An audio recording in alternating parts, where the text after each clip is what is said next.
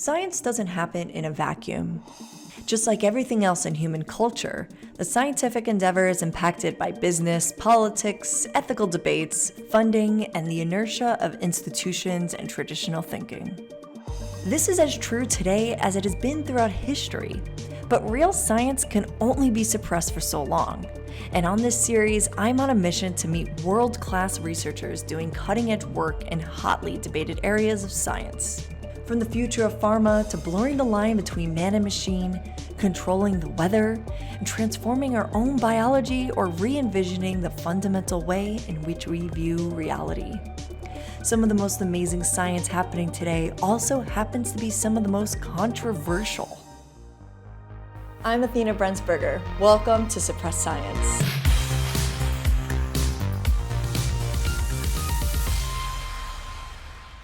It is not controversial to say that the adoption of new technology can fundamentally change the course of history. Some people might even argue that technological advancement is the only thing which ever causes fundamental change in society. And while it can seem like technology takes us further and further away from nature, it is in our nature as humans to build tools which expand our capabilities. But with advancement comes conflict, debate, dispute, suppression. From spears to arrows, from guns to missiles, we extend our capabilities and then do some questionable things with them. Sometimes the concerns are more mundane and maybe misguided, such as when the pencil eraser was first invented. School teachers around the world complained it would produce a generation of sloppy and thus inferior students. But then those students went on to tell later generations that they needed to learn arithmetic because they weren't going to have a calculator in their pockets everywhere they went. This tension between the status quo and those pushing the boundaries of human capability with technology has always been the source of debate. Today, we are going to look at technologies which blur the line between the tool and the person using that tool, expanding the very definition of what it means to be human. To start my exploration of ways in which new technologies are blurring the line between man and machine, I visited the UCLA Biomechatronics Lab, where Professor Veronica Santos is leading a team working to endow robotic hands with a finely tuned sense of touch. So we have a tactile sensor on this green fingertip here. It's actually multimodal in the sense that it can measure vibration, temperature, rate of temperature loss. It can measure through a deformable finger pad the change in the shape of the finger pad.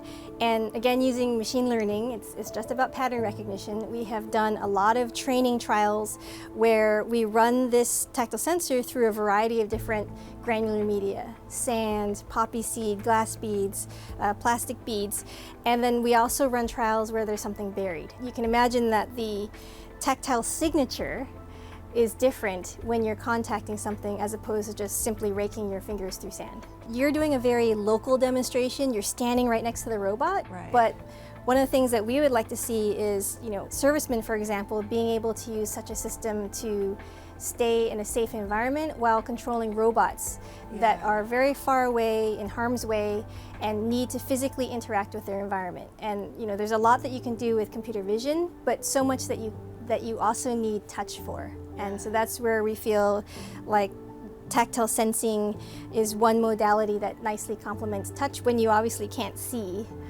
something that you're interacting with. Okay, so in this demonstration, you're going to find something that we've buried in this bin of granular media, and you're going to use touch to do it. Okay. So what we're going to have you do is put that glove onto your left hand. Okay. This is cool. And when you feel that you're contacting the object, then you can make a fist, and that will command the robot to close its own hand and retrieve what's buried. Okay. So feel free to do this eyes open or eyes closed. I'll do closed and eyes. I'll let you know when you can get started. Okay. All right, you're in control. Okay. I kind of want to see it moving, and so I'm just gonna look at it. Oh, that's cool.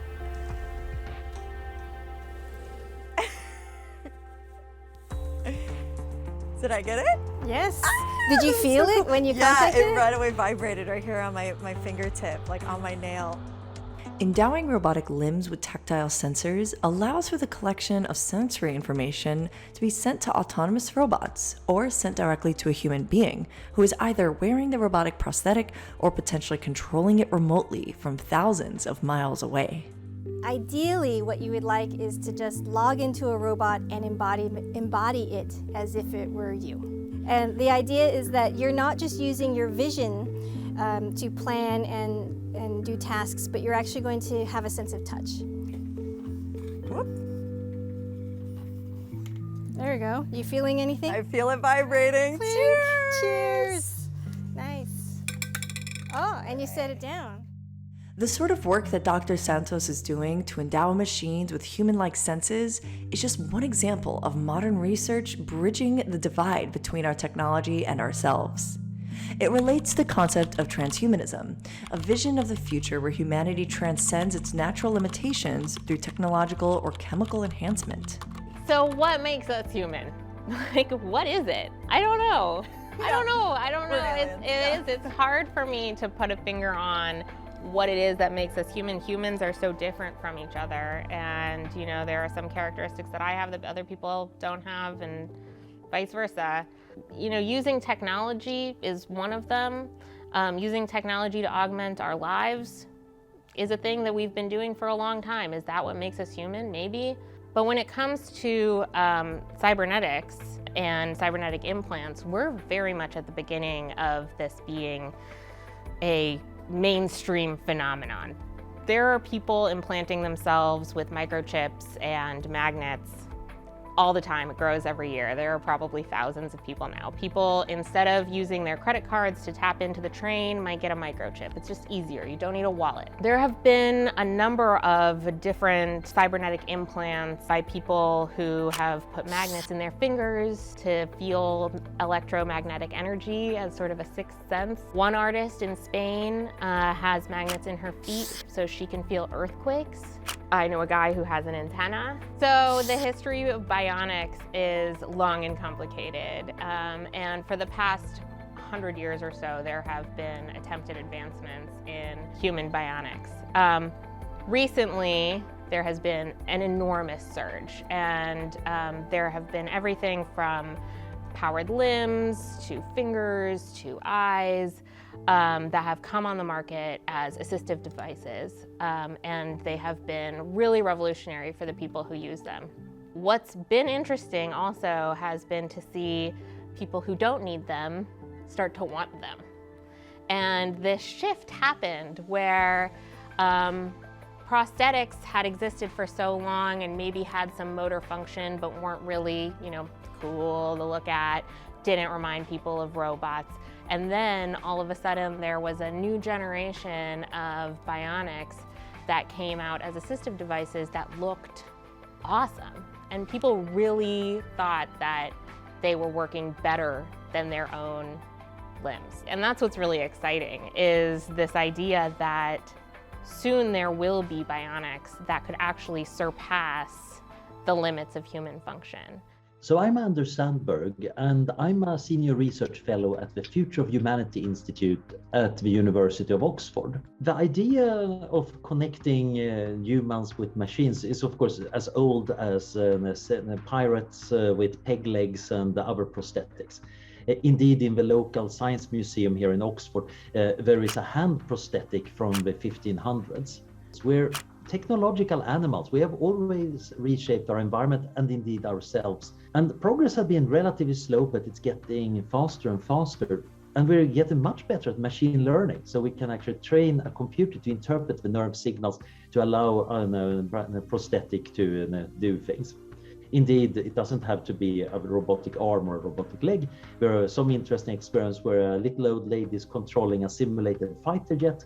And you can imagine controlling all sorts of systems. Some people are really hoping that this way I can program my computer by thinking. There might be ways of extending ourselves that makes us more human. I do think that extending the sensory world so we could see infrared and ultraviolet and see even more of the beauty of the world. Or there was research where someone wore, I believe it was an EEG cap that detected the electrical signals in their brain. And that person thought of something, I think it was just maybe just a yes or no, like one bit of information. And then that was transmitted to someone else who had something that stimulated their visual cortex. And that person would see a flash of light indicating yes or no. So one person thought something and the other person would see that thought, basically. So that's just a rudimentary form of mental telepathy.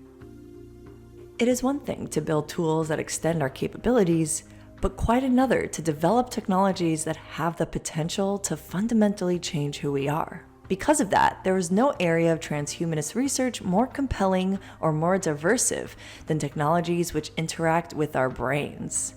To dive deeper, I had a chat with one of the scientists leading the development of the first ever consumer product design to turn our brainwaves into data. My name is Davide Valeriani. I'm a senior machine learning scientist at Neurable, and my expertise is in computational neuroscience, which is an interdisciplinary field that combines computer science with neuroscience and engineering. And in particular, I'm expert in brain-computer interfaces. In the last couple of years, we have made huge progress about how the brain works in several different scenarios that have enabled us also to build new technologies and work on new technologies for going beyond whatever is a standard human capability. So this is the one of the prototypes we have here at the Neurable headquarters. You wear them like as a normal pair of headphones, and the key part here are these sensors that are placed around the ear. The idea is that we are not putting like sensors on top of your head, as you may have seen into research labs doing BCI or EEG research, but instead we are making them integrated into the earpad so that you wear the device. Once you wear it, you are already started recording the activity of the brain throughout these sensors around the ears. And this is a fully functional headphone, so it's wireless, it's noise canceling, has all the features that are included in nowadays top-notch headphones. Our first product is coming next year. It's called N10, and it's basically a pair of headphones that also record your brain activity throughout the day and estimate and give you suggestions on how to improve your focus, how to avoid burnout, and how to control also other devices with these headphones. And this allows us to understand better throughout the day when we are focused, what are the things that distract us the most, what are the things that improve our productivity when we are more productive. The idea is having the so-called everyday brain-computer interface that would enable people to get to know better their brain, to also control other devices with their mind specifically. Like imagine you wear a pair of headphones, you go throughout your day and you may change the slides throughout your presentations or mute yourself on Zoom these days just by thinking about it. What Neurable and the research we have been doing here is really focused on is leveraging and bringing all the progress we have made in understanding the human brain in the past few years into a consumer device, into a device that is available to everyone, into a device that is affordable to everyone. Have there been any public misconceptions about these types of technologies, or maybe in the field that you might have encountered? Is there anything that you'd want the general public to better understand? Yeah, so, number one is whenever we talk about brain-computer interfaces, people think that we are reading thoughts, and people are very worried about saying, I don't want to share my thought with someone else. I don't want a device doing this. Well, we're not doing that because we're not able to read thoughts. I want to be clear here. We are giving users an opportunity to get to know better their brain while always being in charge of making decisions about adapting their behaviors. Neurable's technology isn't just designed to give us feedback on our own brain states. They are also researching ways for the tech to take an active role in things like group decision-making, where the ability to use data to separate real accuracy from the emotional biases and weigh true confidence over bravado. This has been shown to provide an actual advantage to groups using the technology versus those trying to reach consensus the old-fashioned way. Another area I've been focusing on is group decision making, and how these BCIs can also help us not only understand better about how when we are focused in a task, but also understand better how confident or sure we are on our decisions. And the idea here is, imagine I show you a picture of a crowded environment, or a picture of an indoor environment with a lot of people walking around, and your task is deciding whether a specific person is present in that image or not. The issue there is that you see the image only for a fraction of a second, so it's a very fast image that you see. The brain and your perception system doesn't have enough time to capture all the information. So they make decisions usually under uncertainty, and this is called the perceptual decision making. And so many people are the so-called overconfident. So even if they are not sure, they say, yeah, I'm 100% sure on this decision. And that generates a lot of issues, because that leads to a lot of different mistakes in decision making. So in BCIs for group decision making, what I built was a system that uses EEG activity to decode and understand how confident you are in that decision of whether the target person is present or not in the picture. And I showed that that particular estimation based on neural activity is way more accurate than asking the person itself. Yeah. Maybe I'm 40% confidence, but then you also have an overconfident bias. So you report of saying I'm 80-90% confident. What the machine does, what the BCI does instead, is decoding or estimating the confidence directly from that 40%, extracting that 40% from your brain before any bias kicks in. So this allows people to be more honest, in their reporting confidence, showing that groups become also more accurate by using the real confidence of people rather than the biased one. I want to distinguish between what is the subjective confidence, or the confidence that you estimate yourself, from the confidence that instead the machine, the BCI, estimates from your brain activity. That is basically taking away all the biases and just understanding how likely and how probable the decision that you just made is to be correct. Imagine having multiple doctors looking at a scan of the brain, let's say, and having to decide if a person has a certain disease or not. So BCIs can tell you who is more accurate or more confident in that decision based on their brain activity, with removing all the other biases that we have as humans. While it makes sense that filtering out emotional biases and properly weighing overconfident versus underconfident personalities can help groups be more accurate, the idea of a machine doing a better job reporting my own state of mind than I myself could do seemed pretty astounding to me. To help make sense of this all and some of the ethical considerations, I sought out a philosopher. So my name's Michael Hannon, and I'm an associate professor of philosophy at the University of Nottingham. So typically it's the case that when somebody knows something, they're also in a position to know it. So if I know that Ottawa is the capital of Canada, then presumably I also know that Ottawa is the capital of Canada.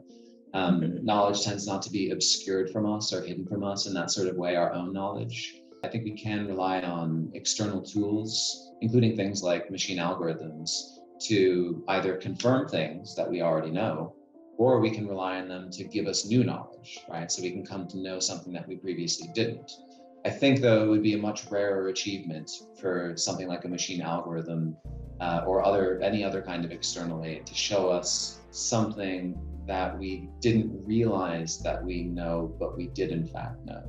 The trade-off between the physical health and the mental health is I think especially interesting in these sorts of cases. I'm like you, I used to have a timer on my phone that every day just said exercise at a certain time. Yeah. Every time the timer went off, in the hour before it would go off, I'd start getting stressed. I'd be like, oh, it's about to go off soon. I haven't exercised yet. I need to plan my day. It would go off. I'd ignore it. 2 hours later, I'd think, oh, I've ignored the timer. I really need to get, and I was thinking, this is way less healthy than just doing, than just not doing the exercise because it was stressing me out. We think a piece of technology is really good for an individual because it allows them to kind of, do things without having to rely on others. And that form of independence is helpful to them in some way. that seems good, but if it makes them incredibly antisocial, if it makes them unwilling to rely on others, that bring about all sorts of other benefits that we might not have had in view when we were designing the technology, then there are these kinds of associated costs. It can be great in lots of ways, but I guess we have to just be cautious about and think through this sort of unexpected downstream consequences of the use of that technology. We don't want to wake up one day once we have already the neurotechnologies on the market, figuring out that we have ethical issues, but we want instead to anticipate them and solve them. Another concern is about privacy and safety. What do we do with all the neural data? So obviously all these devices collect neural data as every fitness tracker does, every home assistant voice system does, and so on. People are a bit more skeptical or scared about sharing their brain data, their neural data, than they are in sharing their voice or their conversations at home. Idea there to address these concerns is make sure that the data are secure first, so they are compressed and encrypted whenever we transfer them. Second is to always give the user, the end user, the ability to choose what to share and when to share it. We are taking this very seriously at Neurable, and we always said the data is going to be owned by the end user, and it's going to be the end user decide if they want to share the data with Neurable, or if instead they prefer to keep the data themselves. Neurotechnologies will always be devices, in at least my future, will always be devices that a person can switch on and off, can decide when to use, can provide more insight into one specific person, will not generate or add any extra inequality, will be freely accessible to everybody, and they will allow us to know better what we do and make our life easier. I think that humanity will evolve into the haves and have-nots of advanced technology. A lot of people who are transhumanists are people who don't really think about other people. They're very interested in their own sort of, how is this going to benefit me? There's not a lot of transhumanists who think collectively, right? And how is technology going to benefit everyone? And what can we do to make sure that everyone has technology that will benefit them? And one of my biggest issues with the majority of the transhumanist movement is this lack of focus on equality and social justice. And then that's not to say that there aren't transhumanists who are interested in those kinds of things. There are, but it's just not where the movement is right now, and it has evolved into this very sort of nebulous and selfish place.